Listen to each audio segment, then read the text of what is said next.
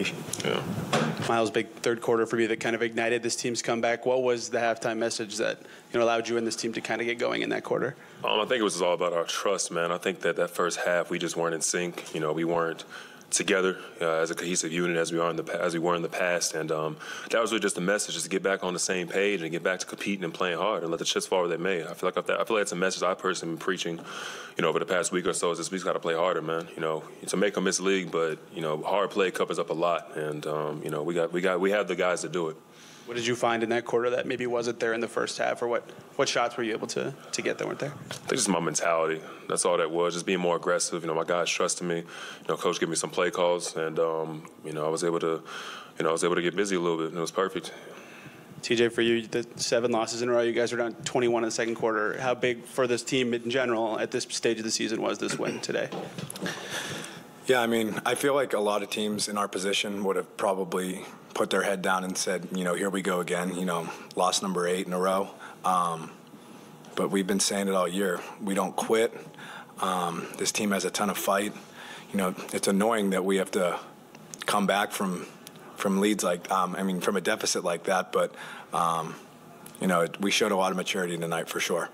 You and Aaron had to guard in isolation a lot on Levine and DeRozan in that fourth quarter. What, from you and for him, did you think was the key in slowing them down the stretch of this game? Yeah, guys like that, you're not going to typically shut down, especially DeMar DeRozan and Zach Levine, like you said. But DeRozan's going to make those mid-range shots at a high level. Probably is the best mid-range shooter in the league. But it was a collective effort in making it as difficult as possible and not giving them a lot of second-chance points, and that starts with big fella right here. Obviously, this isn't surprising from him at this point, but just how impressive was Benedict down the stretch? He was, I think, 7 of 8 in the second half, and the 2 buckets to put it away. Just how huge was he in that stretch? Yeah, he shows a lot of maturity, and big-time players make big-time shots in big-time moments, and that's what he did, and he's done that pretty much all year for us, and we trust him to do that, and he stepped up in a big way.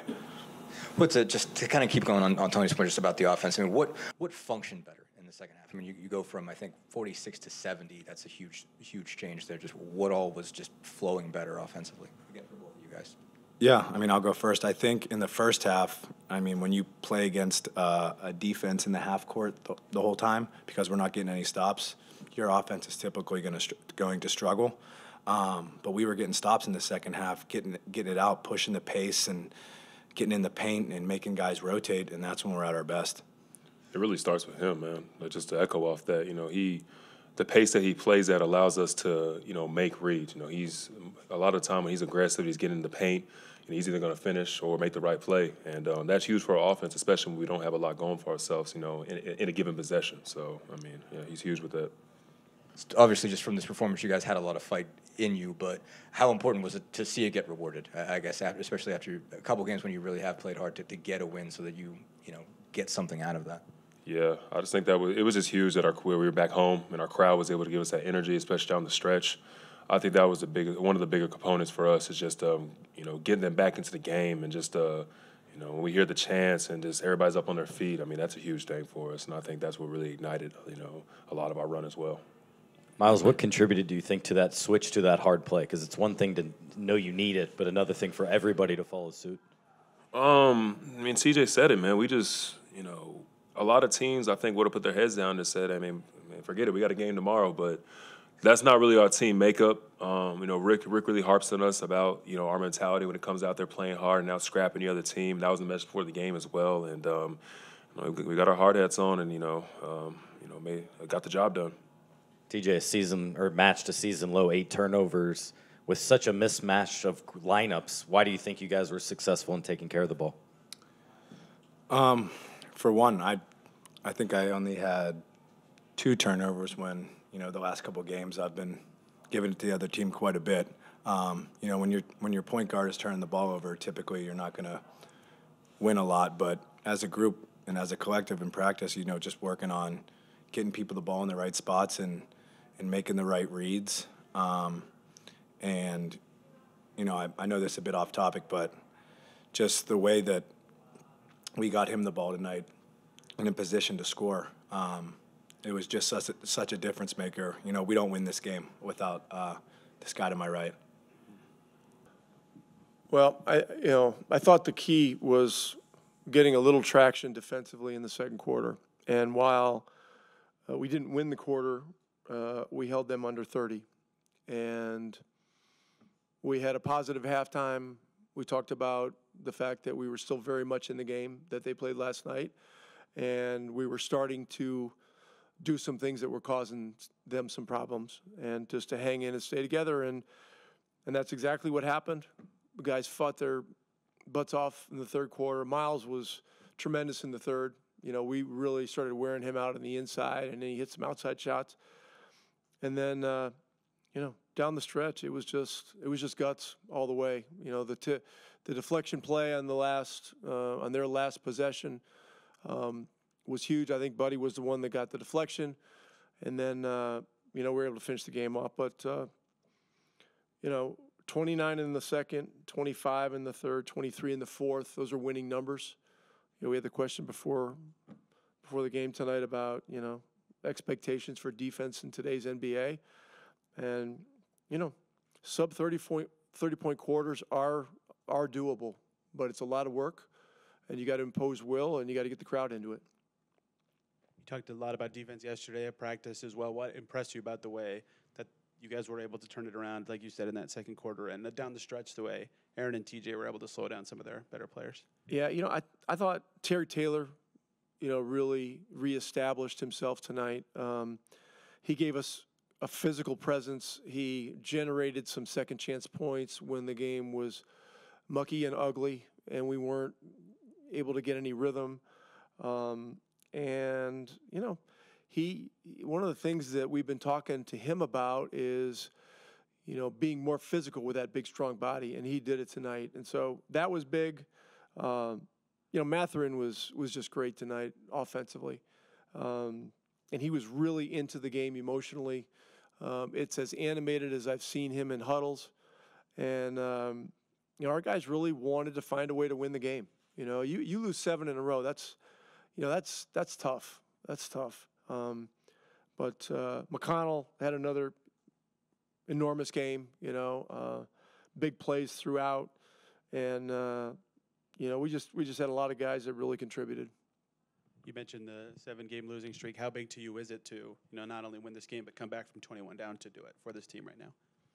Well, I was told after the game that there have been 12 games this year where teams have come back from 20 points or more to win, and we've had 2 of those 12. So I don't know if that's a badge to wear, necessarily, but it shows the fight that the team has. And,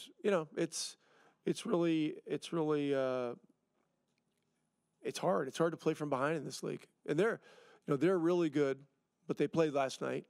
And, once we picked it up and brought the kind of energy that was needed, the crowd enhanced everything, and we were able to find a way. But tough game, just tough game.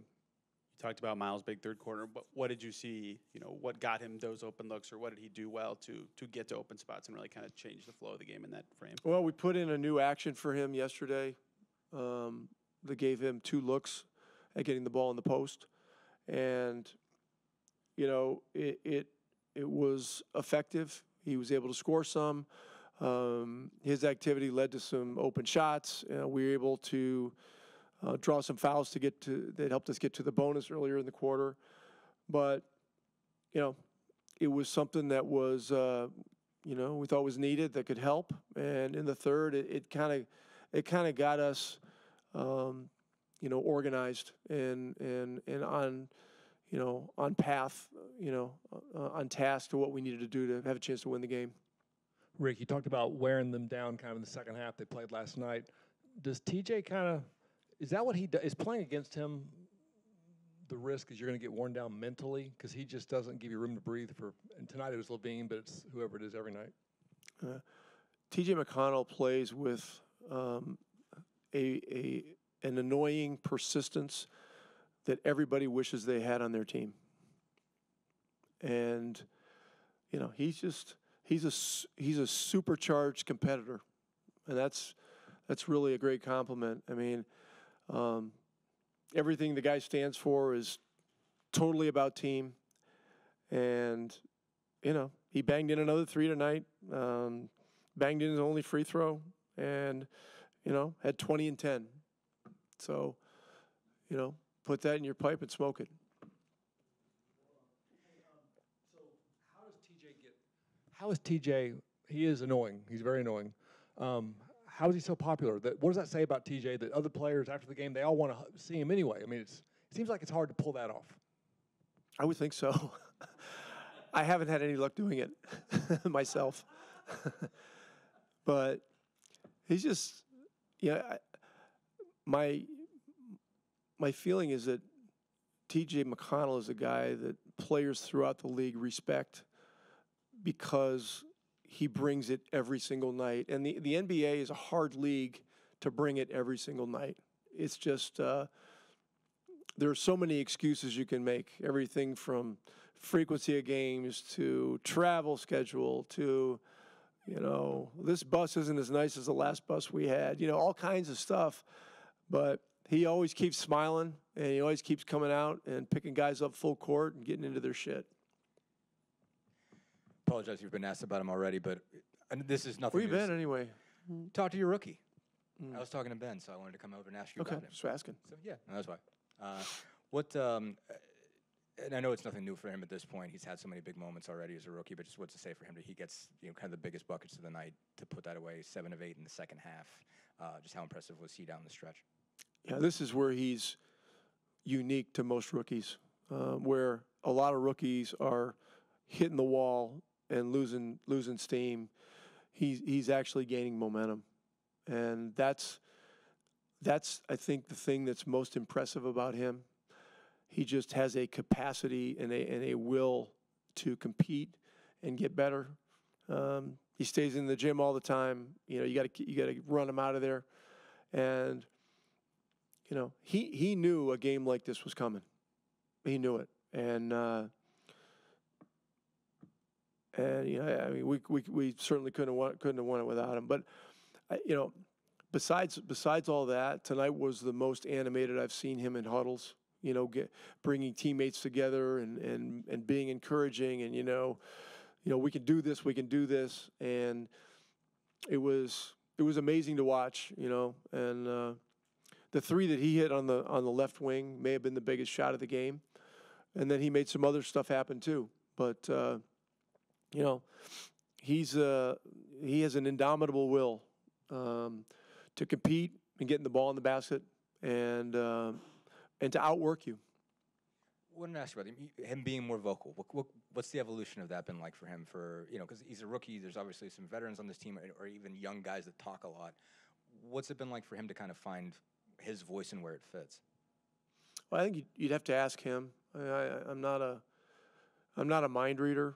What I've seen is that as a young first-year player, he came in and was respectful of the veterans.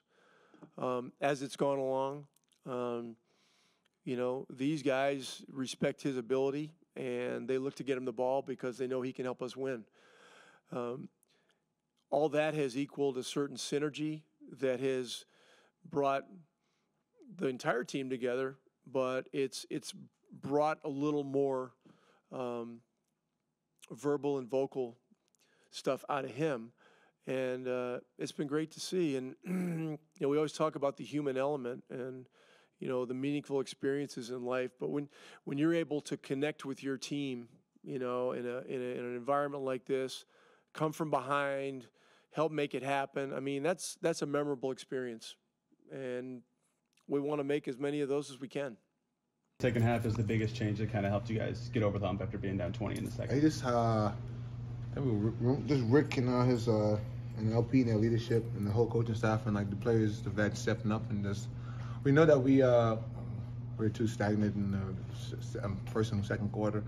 You know, we had times where we could have got into the lead, but after we pull away because of our 7 mistakes, we didn't trust our rotation and trust what we've been playing for the whole past 45, 47 games. So we just trust what we're doing. And we adjusted, and Myles made some big plays. You know, just next guy stepping up and just taking advantage of that matchup. And we just feed up the crowd energy and play together and play our basketball. Seems like TJ's really helped you guys kind of reestablish your identity in these 2 games he's been starting, but you specifically have done well playing with him too. How has he helped you feel like this team and you? I think it's his pace, like, especially when you're playing with me, like, just all about playing with pace and just getting up and down and being more assertive and TJ's a guy that is savvy and offense and defensively, and he brings it 120% every night, and he's one of those guys that really changed the game, offense and defensively, and the way he's just always in attack mode, and he does a great job at it, man, and he's doing a great job last 2 games, and just gonna keep building. Myles had a great game. Ben showed a lot of poise down the stretch, and for a rookie, that's pretty big. Everybody chipped in, and TT off the bench, big minutes, just guys getting ready for their number to get called, and that's all about being next man up mentality. You mentioned Ben. I mean, just obviously you're used to seeing big stuff from him, but just how impressive were those shots and just the plays he was able to make. He was 7 of 8 in the second half. He's one of those guys that he's confident. He works his ass off each and every day. No surprise to see him making plays like that. But he's got to keep on growing and keep getting better. Watch film, and he's been past 3 or 4 games. He's been doing good, and I think that makes him act. Coach bringing TJ in with me and him, and we finishing games, and just everybody being selfish out there and playing together and just playing to win, and just using our superpower what they always use, us playing together and feeding off each other. So it's big. You guys obviously had a lot of fight left in you just based on this performance, but I mean, how big was it to get rewarded? I mean, you had some close games to finally get across the line and get a win. I mean, it was really good. We needed that as a win that we needed to, we need a fresh start, and everybody could felt it. The arena could have felt it. We all know that we needed it, and thanks. Hats off to the fans sticking with us and coming to support us. And we know that even though without tie, some games we think we could have won. Mm-hmm. And tonight we got to win that we know we could have won. So just staying locked in and just trusting each other and getting ready for London tomorrow.